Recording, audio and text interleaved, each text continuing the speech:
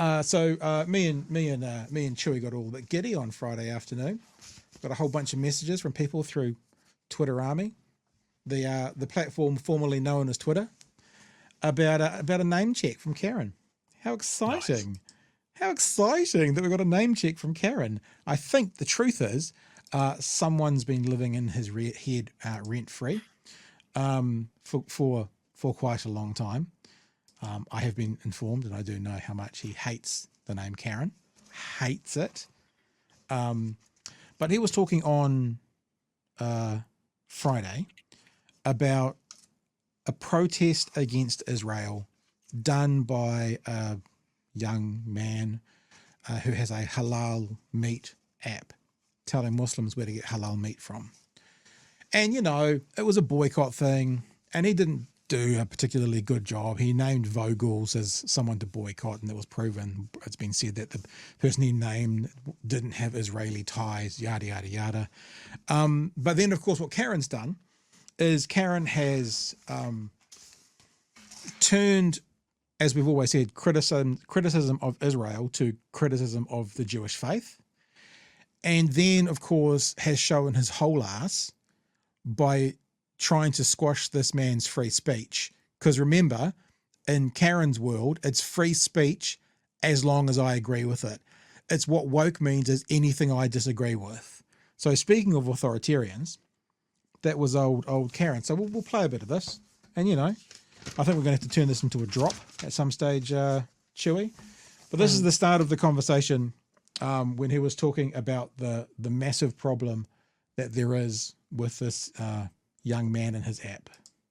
Now, the story that is published in the Post has a picture of the guy who runs the website, and he looks, well, spends a lot of time in his mum's bedroom and a bed. He looks a bit like that guy, Pat Brittenden from Big Hairy News. Name check. To be honest. I got to say as well, he actually gave the show name out.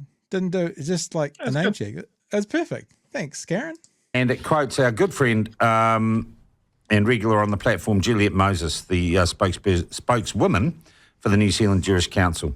And she simply says it is anti-Semitic and I can't see any other way to look at it. Well, I agree with you. I agree. We'll show you what this is.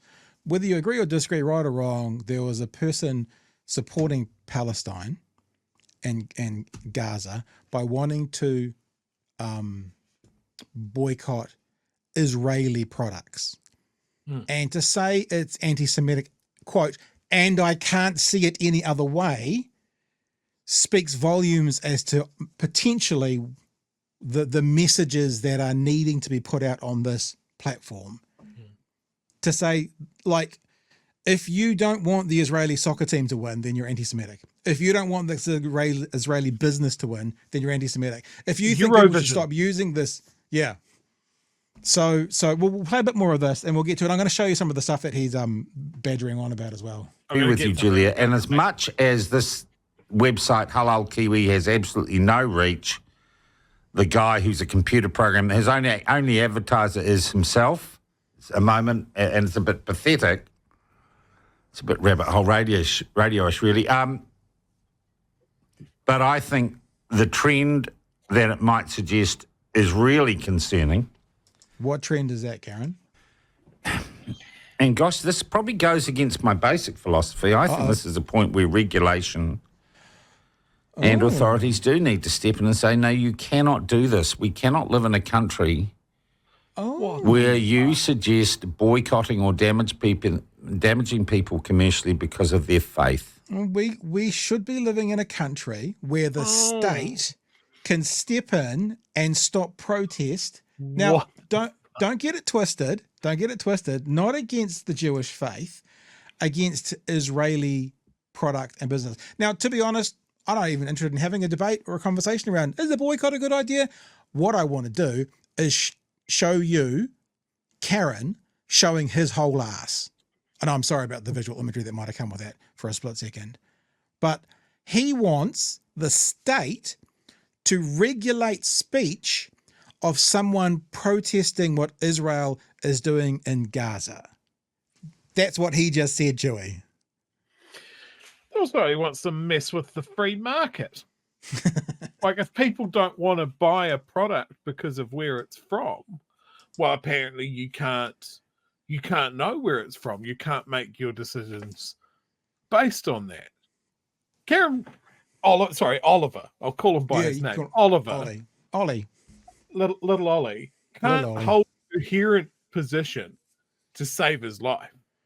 The fact that here we are, 6 months into this, and he's still coming down on the side of an authoritarian Israeli regime that is carpet bombing civilians, women, children, all of that sort of stuff. And he's still worried about someone with, by his own admission, has a tiny reach and a tiny, and suddenly that's enough for him to call on the government to step in. What the hell? Hey, look, I guess the only problem for Karen now is, that he's happy that those woke Labourites got out, because maybe they would have crushed the neck of the person. Oh. Not these free speech people, not these David Seymours. They're all free speech. They wouldn't do that, would they? I'm glad you brought up the woke word. This is bad. He loves go woke, go broke, which is a boycott. Yeah. It is a call for a boycott. Yes. And that's the other thing. Look, I mean, how does he trip over? How does he stay upright without tripping over his own divergent positions on shit? I do not know. Here's the thing, right? And this is what these kinds of, and I'm using people in the loosest possible sense when I'm talking about Karen. The only reason free speech needs to be protected is for the most abhorrent speech. Now, if Karen was right, which I don't believe he is, but if he was right about this gentleman's views, then those are the views that you need to have free speech for. Because you don't need to protect free speech when it's all love and mung beans and everybody gets on well. You need to protect it when it is the worst, most offensive tweet. But he comes across a very, very minor, I'm going to show you a very, very minor case of what he deems personally offensive. And all of a sudden, free speech goes out the window and the fucking government needs to regulate it. Just like that. Shoom. Over the most minor part of it. Look, I'll even show you it now. I was going to do it the other way around, but I'll show you it now. So this is the app. I don't know. It's on the PC. It doesn't work. And there was a boycott list there, which seems to be taken down if I click on it. I don't know too much about it. Oh, no, has it come back? Okay, there's a boycott list. Oh, so there is a boycott list there. Okay, that wasn't coming up before. So there's some businesses that this person says is connected to Israel only, getting money. I don't know, whatever. And this is a very, very, very good-looking young man. I think this is the incredibly attractive, very, very, very good-looking young man. I'll play you a bit of his message, right? Because he's talking about what he's trying to do and the Israel-Gaza situation. Boycotting is one of the very small things that we can do to support the people of Palestine. The Boycott, Divestment and Sanctions, or BDS movement, was launched in 2005 as a way to protest Israel's treatment of Palestinian people. The movement encourages people and governments to refuse to financially support Israel or the companies that support it by... Notice the word Israel there, not the Jews, Israel. Divesting, withdrawing or refusing to invest. Sanctions, restricting imports and exports. And boycotting, not buying products made in Israel or by companies that support Israel. Since Israel's bombardment and invasion of Gaza following the October 7th Hamas attack, the BDS movement has increasingly become a key way New Zealanders have protested Israel's actions. Mohammed Suleiman. He is such a good-looking dude. I mean, I just think, if I swung that way, I'd be all up on that. Is the creator of Halal Kiwi, an app that allows consumers to check if a product is halal. He has become a major driver of the boycott movement in New Zealand since adding an Israel boycott list to the app at the start of 2024. So who to include? There are multiple factors. The first thing, of course, the most obvious one is anything that's made in Israel. Other stuff would be the companies that support Israel one way or another, especially those who support the military. The third grade would be anything that has any economy in Israel, or like maybe their products are being sold in Israel, or if they have some connection to Israel one way or another. The app before the boycott feature had around 3,000 people who downloaded it. Currently, we have around 9,000 people who have downloaded the app. So I would say the reaction is good, and it's increasing every single day. There you go. So there's the gist of it anyway. So I wanted to put that out there. And And one of the, I mean, like, I'm not even going to have a debate with you about, do you want to support that or not? It's like, because this is about the hypocrisy of that side that says criticism of the IDF or criticism of Israel is anti-Semitic. We've shown it the whole way. And look, the reason I've been laughing so much, what Chewy's saying, is the ludicrous nature of this bloviated piece of crap who's being free speech and Jonathan Hailing and free speech and this and that and free speech and this and that and my rights and your rights and the right to speak. And then as soon as something comes up, you have to wonder if there's something a bit deeper to where his position is right now, Chewy. Maybe some divestment from Mr. Plunket, maybe. Just speculating, don't know. As soon as it's something that comes up that presses back in the smallest way, it's, we need the government to regulate this speech and we need legislation around it. I mean, holy shit. How can anyone believe that? How can anyone accept that? And there was a fair bit of pushback on the YouTube video, for fairness. But I've got a couple other things, Stu, but you jump in, mate. Yep, no, I've got a couple of things here. Like, this is the thing, that any criticism of Israel leads to it being anti-Semitic, but we're happy to lump everybody in Gaza as part of Hamas and deserves collective punishment. This sort of stuff from Ollie is just, it shows how easy it is to descend into an authoritarian point of view. Totally. You know, he doesn't think it. On the boycott side of things, I got one of these. Someone in Dunedin was handing these out. Boycott for beginners. And it goes through every brand that has links to Israel. And I have been referring to this a lot. And it is a big link. It is a big list. Like Starbucks, McDonald's, Burger King, Pizza Hut, Domino's. Brands of cat food and dog food, Chemist Warehouse, Amazon, BP, Caltex, SodaStream. SodaStream's a good one, actually. Do you know where they plonked one of their factories? No. In an occupied territory. Of course they did. The Israelis took it off the Palestinians, and then SodaStream built a factory there. So that's fun. But yeah, BDS and these little boycott for beginners guides, really, really good. If you do want to get involved with a boycott, like I just can't balance that whole thing of like, oh, I could really go for some McDonald's. It's an easy, convenient lunch. But it being aligned with the Israeli regime and carpet bombing civilians, suddenly I'm not hungry anymore. Yeah. Apparently the government should step in and regulate and make me buy fast food from an international corporation. Thanks, Ollie. Look, it's almost so ridiculous. It's funny. Like it's so away from everything else he pretends to follow. You have to, okay, Occam's razor, right? Occam's razor is this theory that they use in court a lot, where they say the most logical conclusion is more often than not the right conclusion. The correct way to think about Occam's razor is the fewest number of assumptions to get to a conclusion. And if I was going to use Occam's razor on what Karen's up to at the moment, it's going to come down to who's helping him a little bit. That's my Occam's razor. I'm not saying it's right. I've got no idea. I'm going to play you the last part of this though as well. So this is where he goes, it should be stopped. And this is where he starts to import his xenophobia to his far right audience about immigrants. All comes out, Joey. It all comes out. Here we go. I think he needs to stop, or to be honest, he needs to be stopped. Whoa. Jesus. Exactly. What message is that, man?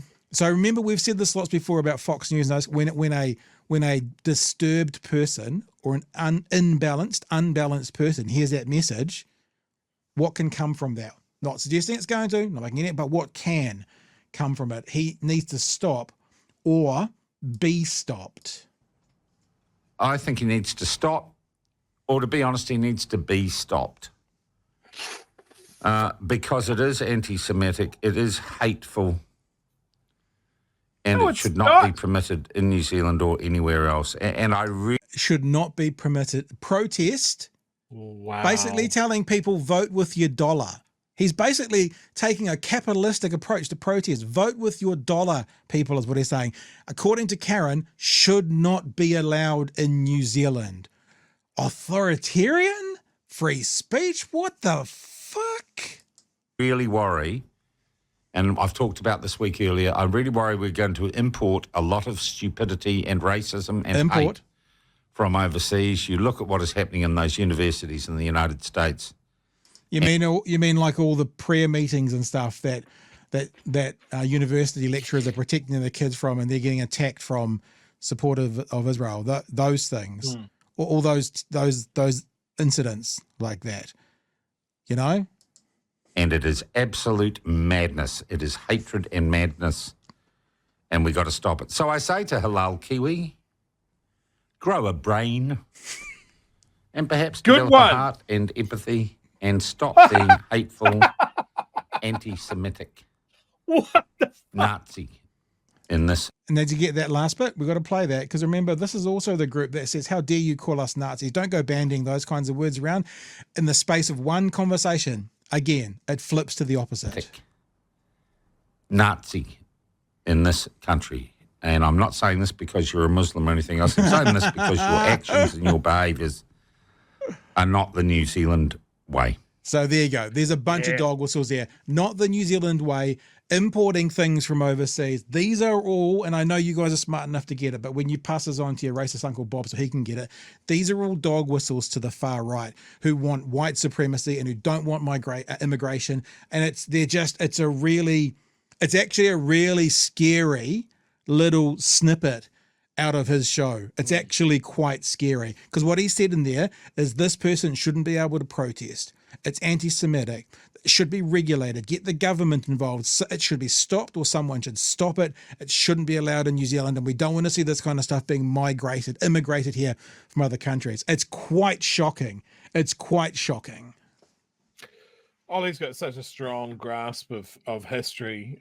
Famously, one of the worst things that the Nazis did was boycott Jewish businesses. They just stopped there, I guess. Yeah. I mean, I know he is just discarded custard skin that drifts into our lives every now and then. Yeah. But this is egregious even for him. Yeah, that's exactly it. That's the point. Like, it's... I don't know even if it's him being, like... is he aware of it? Does he know that what he's doing is just basically crypto-fascist shit? Yeah, that's another good question. Like, it's a massive overreaction for someone calling for a boycott. He's never reacted this way to anybody else calling for a boycott. In fact, as you said before, sometimes he may, and I did do a little bit of looking around, but he may. Now, I actually think, to be fair, when people were trying to boycott Spark because of what Chanel Lel had done, him and Jonathan Ailing said that you shouldn't boycott it. But as you have said, the go woke, go broke, there are often underlying subtexts talking about let's hope this fails, without maybe a overt call to let's help it fail. And like, look, let's look at what Ollie's been able to do with his audience before as well. He's been able to very much focus his audience in a single action in a direction directed at a person before. Yep. He did that with Shalil. He's done that with several other people. He weaponizes his audience. And in this case, he's picked on one individual, trying to use what resources he has to push back against an epic genocide against a particular people on the other side of the world. And Ollie thinks that this is somehow an existential threat to this country, that this guy's added a boycott list to his app. Come on, man. Yeah. What the hell? I almost feel like he needs, I mean, it sounds a strange thing to say, but he needs to be better.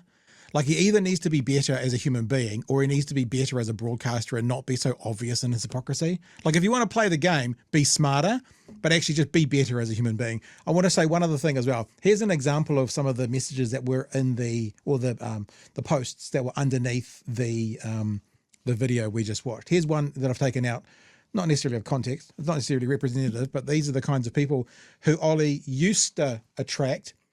And then remember the Right Family Foundation told him to get away from the cookers.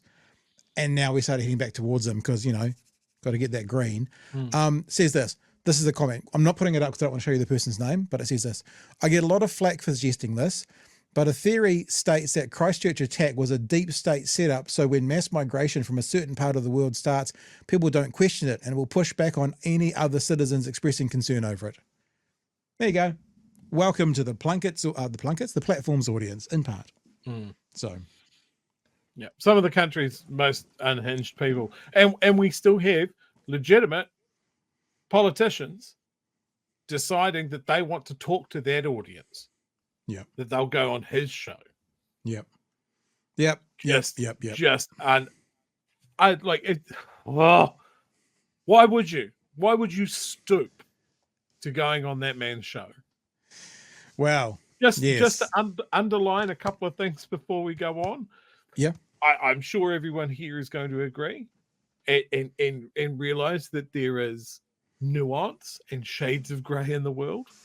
But criticizing the Israeli regime and the actions of the IDF isn't an attack on all Jews everywhere. It also doesn't give Hamas carte blanche to do its horrible shit either. It is just deciding that the reaction that Israel took to the actions of Hamas is by an order of magnitude out of all proportionality and is murdering hundreds of thousands of unrelated civilians who are majority children. And if that means, and I've seen a couple of comments in the chat that you go, oh shit, SodaStream's part of that. Fuck.